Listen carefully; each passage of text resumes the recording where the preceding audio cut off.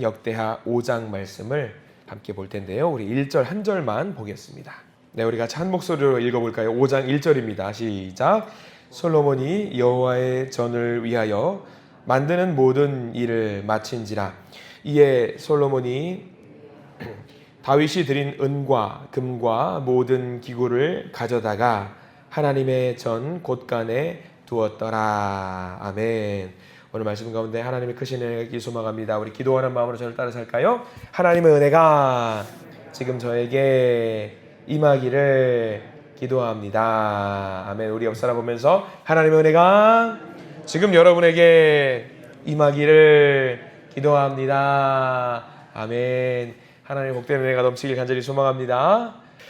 자, 우리 오늘 말씀 역대하 5장 1절과 사실 10절까지 말씀을 좀 보려고 했었습니다. 좀 길기 때문에 넘어갔는데요. 우리 꼭 말씀을 전체를 다 묵상해 주시기를 부탁을 드리고요. 오늘 읽은 말씀은 솔로몬이 이제 성전을 완공합니다. 완공을 해서 절차를 밟아서 하나님께 봉헌을 드리는 과정이 담겨 있습니다. 1절 말씀을 보면 그렇게 되어 있죠. 솔로몬이 여호와의 전을 위하여 만드는 모든 일을 마쳤습니다. 마친지라. 그리고 거기서 끝나지 않고 이제 정리를 합니다. 이에 솔로몬이 그의 아버지 다윗이 드린 은과 금과 기구를 가져다가 하나님의 전 곳간에 두었더라. 많은 재물과 은과 금이 남아 있었던 것 같았어요. 남았으면 이제 어떻게 해야 되냐면 보통 이제 왕이라고 한다면 이 귀한 재물들도 많이 있었겠고 귀한 어떤 보석들도 있었기 때문에 건축을 담당했던 사람들을 위해서 논공행사 차원에서 여러 가지 또 뭐 나누어 주고 할 수 있었을 것 같은데 명확하게 솔로몬이 했던 원칙들이 좀 있었던 것 같습니다. 하나님께 드려진 것은 하나님의 것이다. 우리의 것이 아니다. 그렇기 때문에 이 모든 것들을 하나님의 어떤 곳간, 창고에 보관을 했던 일을 했던 것 같습니다. 한번 바쳐진 것들에 대해서는 하나님께서 그것들을 선용하실 수 있도록 하나님께 전권을 맡겨드리는 것이 맞다. 이것은 내 것이 아니다라는 생각으로 그 일을 했던 것 같습니다. 소중한 마음입니다. 소중한 마음이에요. 재물이 많은 사람들은 재물만 보인다라고 할 때가 많이 있습니다. 솔로몬도 재산이 굉장히 많았기 때문에 많은 사람들은 인간적인 마음이 조금 욕심이 있었다라고 한다면 그 모든 것들을 자기 것으로 취할 수 있었을 것입니다. 그런데 솔로몬의 경우는 그렇게 하지 않았습니다. 내 것과 하나님의 것을 명확하게 구분을 해서 성전을 위해서 이것들을 정리했던 것 같습니다. 하나님의 것은 하나님의 것, 하나님의 공의와 하나님의 뜻을 먼저 세울 때에 하나님께서 우리를 복을 주시겠다라는 원칙들이 있었던 것 같아요. 여러분들이 너무나도 잘 아시는 말씀이 하나 있을 겁니다. 마태복음 6장 33절에 이런 말씀이 있어요. 그런즉 너희는 먼저 그의 나라와 그의 의를 구하라. 그리하면 이 모든 것을 더하시리라. 물론 이 말씀은 예수님의 말씀, 신약성서 시대의 말씀이긴 합니다만 솔로몬이 이런 말씀들, 이런 생각들의 원칙이 있었던 것 같죠. 먼저 하나님의 나라와 하나님의 의를 높일 때에 이 나라가 평안할 수 있을 것이다 라는 생각을 갖고 있었던 것 같습니다. 성전을 사랑하고 성전을 사모하는 마음, 그 마음으로 하나님의 나라를 위해서 그리고 하나님의 성전을 위해서 모든 것을 헌신했던, 그리고 내 욕심을 내지 않았던 이스라엘 백성들 모든 사람들의 마음, 그런 마음이었을 겁니다.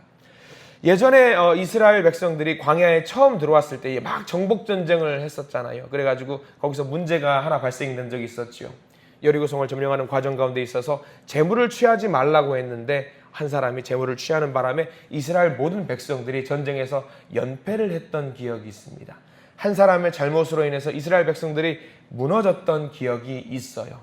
근데 이 말씀을 보면은 그래도 우리가 생각할 수 있었던 게 뭐냐면 건축에 참여했던 모든 사람들이 아마 금으로 도금을 하고 보석으로 치장을 하는 가운데 있어서 어떤 이런 마음들도 있지 않았을까 상상을 좀 해봐요. 이런 보석들과 금은 이런 것들을 몰래 자기 주머니에 취할 수도 있지 않았을까 이런 생각들을 하게 됩니다.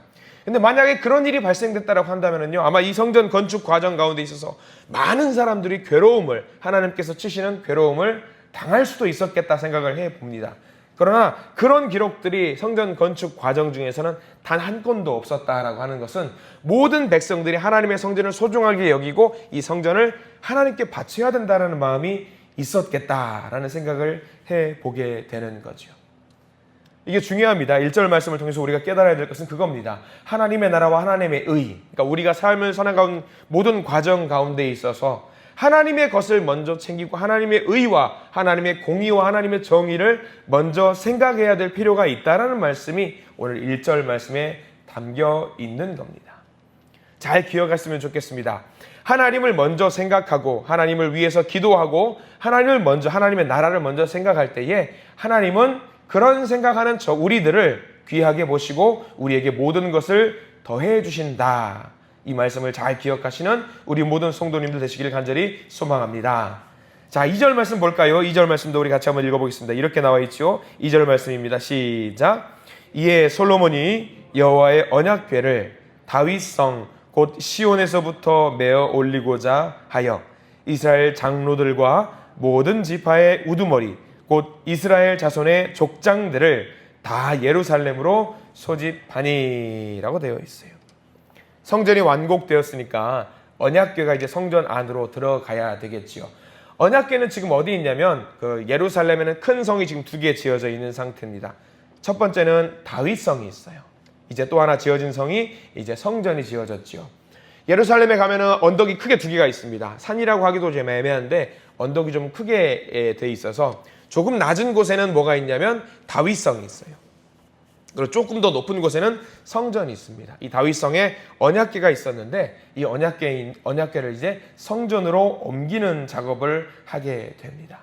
이 옮기는 작업은 굉장히 귀하게 진행이 되고요. 아름답게 진행이 되고 있어요. 다윗이 이미 베레스 우사 사건으로 인해서 한번 된통당한 적이 있습니다. 그래서 솔로몬은 더욱 조심한 마음으로 레위 사람들을 다 모아서 그 모든 것을 어깨에 매서 이동하게 만듭니다. 그래서 4절 말씀에 이렇게 나와 있죠. 4절 말씀 제가 읽어드립니다. 이스라엘 장로들이 이름에 레위 사람들이 궤를 매니라. 레위 사람들이 궤를 매니라. 율법대로 하고 있습니다. 말씀대로 하고 있습니다. 그럼 여기서 한번 궁금한 점이 있습니다. 예전에 우리 광야에서부터 쭉 텐트를 치고 다시 철수하고 치고 철수하고 이런 과정 중에 있었던 성물들은 어떻게 했을까? 예배를 드리기 위해서 다윗성에서 모여 있었던 그 성물들, 귀한 등잔대와 어떤 여러 가지 성물들은 어떻게 했을까? 오늘 성경 말씀에 따르면요, 이 모든 것들을 가지고 그대로 다시 올라갑니다. 그러니까 다윗성에 있었던 것들을 예루살렘 성전으로 모든 것을 다 가지고 올라가요. 우리 5절 말씀은 천천히 한번 읽어볼까요? 이 사람들이 이 기존에 사용했던 성물들을 어떻게 했는지 한번 5절 말씀을 통해서 보겠습니다. 5절 말씀입니다. 궤와 회막과 장막 안에 모든 거룩한 기구를 메고 올라가되 레위인 제사장들이 그것들을 메고 올라가매. 아마 어떻게 했을 것 같아요? 기존에 있던 성물들을 갖고 올라갔는데 사용을 했을까요? 안 했을까요? 제가 보기에는 사용을 하지는 않았을 것 같아요. 왜냐하면 새로운 성전을 지으면서 하나님께 드려질 모든 예물들, 모든 기구들은 새로 다 만들었기 때문이죠. 다만 이 성전에 있던 기존에 사용했던 물건들은 창고에 고이 잘 보관해 뒀다가 어떤 경우 기존에 있던 새로 만들었던 물건들이 파손이 되었거나 문제가 되었을 때는 아마 꺼내서 다시 사용했을 수도 있을 것 같아요. 이 5절 말씀은 굉장히 귀한 말씀인 게 왜냐하면 우리의 믿음과 우리의 신앙에 대한 이야기거든요. 새로운 문화가 들어오고 교회도요, 신앙생활을 하다 보면 새로운 문화들이 들어옵니다. 새로운 것들이 막 들어옵니다. 새로운 것들을 들어오면은 우리는 그런 생각을 하지요. 기존에 가지고 있는 것들은 어떻게 해야 되나? 기존에 갖고 있었던 문화와 기존에 가지고 있었던 교육들은 어떻게 해야 되나? 라는 것에 대해서 오늘 5절 말씀은 명확하게 우리에게 이야기를 해주고 있습니다. 새로운 것도 좋으나 기존에 있던 것들도 무시하거나 그것들을 버리거나 하는 일이 있어서는 안 되고 잘 그것들을 보존해야 된다는 것에 대해서 이야기를 하고 있어요. 요즘 많은 교회에서 젊은 사역자들이 젊은이 사역을 해야 한다고 이야기를 합니다. 다음 세대 사역을 해야 한다고 말을 합니다. 교회 학교에 집중해야 된다고 말을 합니다. 새로운 문화를 많이 가지고 와서 새로운 것들을 많이 해야 된다고 이야기를 합니다. 맞는 말입니다. 그러나 그렇다고 해서 기성세대들, 기존의 문화들을 무시해서는 결코 안 됩니다. 기존에 사용했던 성물들은 어떻게 해서든 다시 보관하고 잘 사용을 하려고 노력을 했던 이때의 문화처럼 우리도 마찬가지입니다. 하나님께 한번 쓰임을 받았다고 그것으로 땡치고 끝나는 것이 결코 아닙니다. 특별히 여기 계신 믿음의 선배님들은 기성세대 분들은 확실히 계시는 그 자리에서 다시 한번 서 주셔야 됩니다.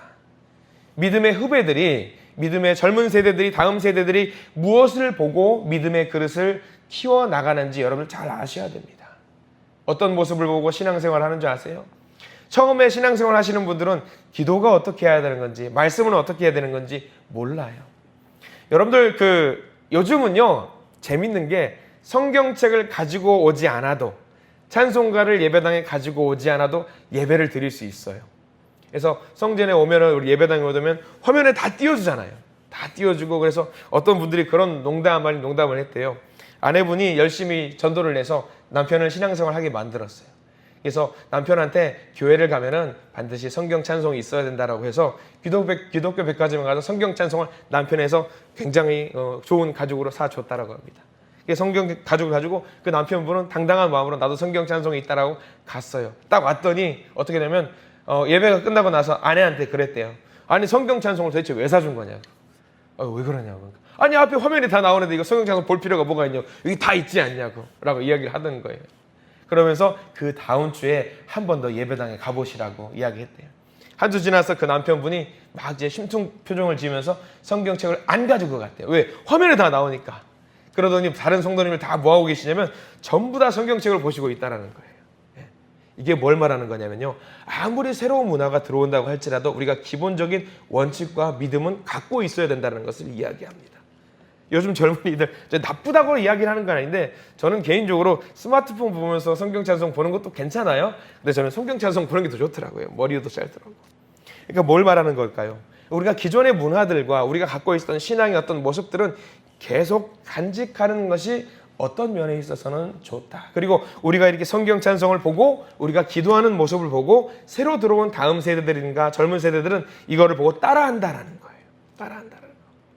그러니까 특별히 여기 새벽 예배 나오시는 분들, 그리고 신앙생활 오래 하시는 분들이 내가 어떤 모습으로 신앙생활을 해야 되는지 잘 이 5절 말씀을 통해 기억을 해주시기를 부탁을 드립니다. 내 모습을 보고, 내 기도하는 모습을 보고, 내가 성경을 찾는 모습을 보고, 아, 사람들이 따라서 할 수도 있겠구나. 내가 어떤 사람들에게는 좋은 롤 모델이 될 수도 있겠구나. 역할이 될 수도 있겠구나 라는 생각을 하시고 우리가 믿음의 본보기의 역할을 잘 감당해 주시기를 부탁을 드립니다. 교회에서도 마찬가지입니다. 세상에서는 은퇴라는 개념이 있잖아요. 그래서 은퇴라는 개념이 있어서 은퇴하고 나면은 나는 이제 제2의 인생을 산다, 좀 조용히 지내야겠다라고 생각을 하지요. 교회에서도 은퇴가 있을까요, 없을까요? 교회에서도 은퇴가 있어요. 집사님들 은퇴하시면 나이가 일정 기간 나면 은퇴 집사, 또 뭐 명예 집사님, 권사님들도 명예 권사님 해가지고 은퇴할 수 있습니다. 근데 여기서 교회에서 사역하다가 은퇴하면은 사역을 안 하나요? 말씀 안 보나요? 기도 안 하나요? 해야 돼요. 해야 되잖아요. 그럼 우리가 그 모습을 우리 다음 세대들에게, 나는 은퇴를 했지만, 나는 명예 집사가 됐고 권사가 됐지만 나는 이 자리에서 더 최선을 다한다라는 모습을 보여주실 수 있는 우리 모든 성도님들 되시길 간절히 바랍니다. 특별히 저는 간절히 바라는 게 있어요. 될지 안 될지는 잘 모르겠습니다만 연대가 있는 분들, 나는 적어도 은퇴 짬밥이다라는 분들이 더 열심히 교회학교 교사도 해주시길 바라고요. 더 열심히 성가대도 해주시길 바라고요. 더 열심히 찬양단도 해주시고 기도 모임에 더 많이 나와주시기를 부탁을 드리는 바예요. 특별히 그분들이 다음 세대를 위해서 열심히 사역을 해주시기를 부탁을 드립니다. 교회학교 어린이가 있잖아요. 우리 교회 어린이들이 있어요. 제가 예배당에 이제 계획수가 뭐 일을 하다가 잠깐 한 바퀴 돌고 중간에 좀 보면서 로비에서 최근에 재밌는 글을 하나 발견했어요. 여러분 오시면 로비에 제일 먼저 게시판을 보실 거예요. 무슨 내용 없나 하고. 저는 보면서 약간 좀 웃었어요. 재밌었어요. 이게 뭐 비웃은 게 아니라 약간 웃으면서 감사합니다 그런 마음으로 좀 피식 웃었는데 앞에 보면은 글이 적혀 있는데 보통 이제 게시판에 적으면은 글을 적을 때는 이제 정서를 쓴다든가 아니면 타이핑을 쳐가지고 붙이는 경향들이 있는데 거기 보니까 여러분들 보면은 재밌는 글 하나 있을 겁니다. 자필로 적은 글이 하나 있어요. 뭔지 아시죠? 모르세요? 자필로 적은 글이 뭐가 있냐면 우리 교회학교 아이들 이름을 적어두었어요, 누군가. 그리고 이 아이는 어디 이제 몇 학년에 진급을 합니다. 이 아이는 이제 유치원에 갑니다. 이거를 자필로 적어두셨더라고요. 근데 그 모습을 보면서 굉장히 감사했어요. 그렇지. 타이핑을 치지 않으면 뭐 어때? 내 글씨로 예쁘게 적어가지고 붙이고 이 아이들을 위해서 같이 기도해 주시면 좋겠다라는 마음을 담아서 이렇게 글을 적었거든요. 근데 그 아이들 이름을 많은 분들이 모르고 그래 우리 교회에 몇 명의 아이들이 있어 하고 넘어가는 경향들이 좀 있어요. 그러나 거기 오늘 혹시 가는 길이라도 좀 보세요. 그래서 우리 아이들 어떤 이름을 가진 아이가 이제 몇 학년이 되고 이제 유치원에 가고 라는 게 적혀 있더라고요. 근데 그런 모습을 보면서 오늘 말씀 보면서 묵상이 된 거예요. 우리 기성세대들이 해야 될 일이 이것이겠구나.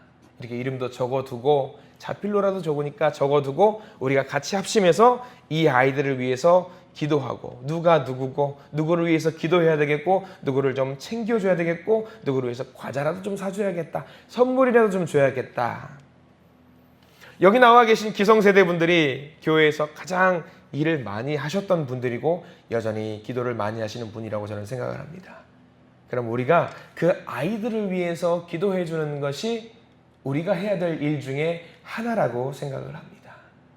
아무리 5절 말씀에서 솔로몬이 새로운 성전으로 갔다고 할지라도 기존에 있던 성물들과 기존에 있던 좋은 물건들은 여전히 자기 역할을 감당했던 것처럼 우리들도 여전히 내가 있는 그 자리에서 내가 더 열심히 우리 교회를 위해서 하나님의 나라를 위해서 열심히 봉사할 수 있는 그 일을 찾는 것 굉장히 소중하고 중요한 일이 아닐까 생각을 해봅니다.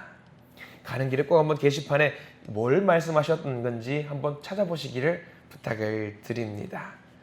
자, 그리고 오늘 말씀 하나만 더 보기를 원합니다. 우리 6절 말씀을 함께 볼까요? 6절 말씀 같이 읽습니다. 시작. 솔로몬 왕과 그 앞에 모인 모든 이스라엘 회중이 궤 앞에서 양과 소로 제사를 드렸으니 그 수가 많아 기록할 수도 없고 셀 수도 없었더라. 그 옆에 메모를 해두시면 좋을 것 같습니다. 화목제라고 한번 적어두시면 좋을 것 같아요. 화목제. 여러 가지 제사의 방식이 있습니다. 근데 이때에 드렸던 제사의 방식은 화목제입니다. 화목제는 뭐냐면 하나님, 우리와 화목한 관계로 계속 우리를 지켜 주시옵소서. 우리가 화목한 공동체가 될 수 있도록 저희들을 도와주시옵소서 라는 말로 그런 기도를 하나님께 올려드렸던 거죠. 이 모든 예배 하나님께 봉헌하고 이 건축물들을 하나님께 올려드리고 정리를 하면서 곳곳을 만지면서 아마 솔로몬과 여러 백성들이 기도하는 마음으로 있었을 겁니다. 하나님, 이 성전을 지켜주시고 이 성전을 통해서 우리와 우리 가정과 우리 나라가 하나님과 늘 화목한 관계가 되게 해주시옵소서라고 기도를 했을 것 같습니다.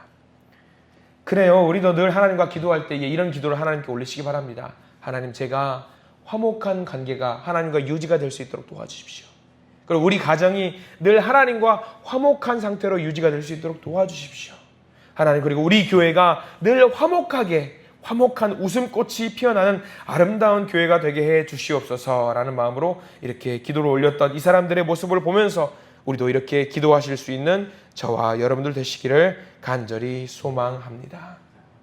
자, 오늘 말씀은 이제 여러 가지 제물들, 언약궤를 성전으로 옮기고요, 성물들을 올려드리면서 하나님께 기도했던 이스라엘 백성들의 모습을 살펴보게 됩니다. 우리가 늘 하나님과 화목하고 싶잖아요. 때로는 넘어지고 엎드려지고 쓰러질지라도 하나님 도와주십시오. 이럼에도 불구하고 저는 여전히 하나님과 화목한 관계를 유지하고 싶습니다 라고 기도하실 겁니다.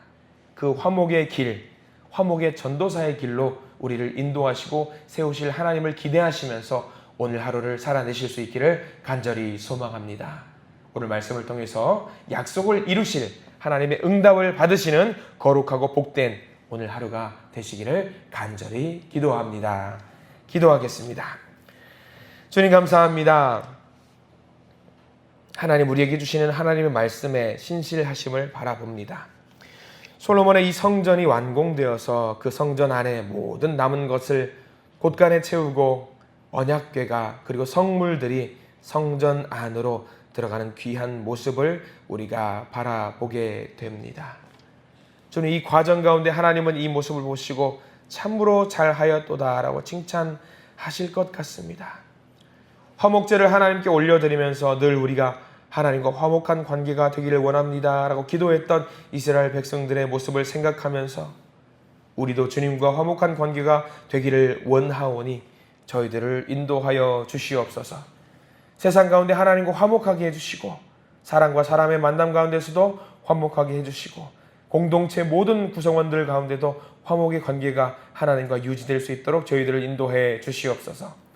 주여, 오늘 가지고 나온 기도의 제목들이 있습니다. 이 기도의 제목들 모두 응답받게 해 주시옵소서. 우리의 삶을 채우시는 하나님의 거룩한 손을 바라보는 믿음으로 오늘도 승리하게 해 주시길 간절히 소망하오며 예수 그리스도 이름으로 간절히 기도드립니다. 아멘.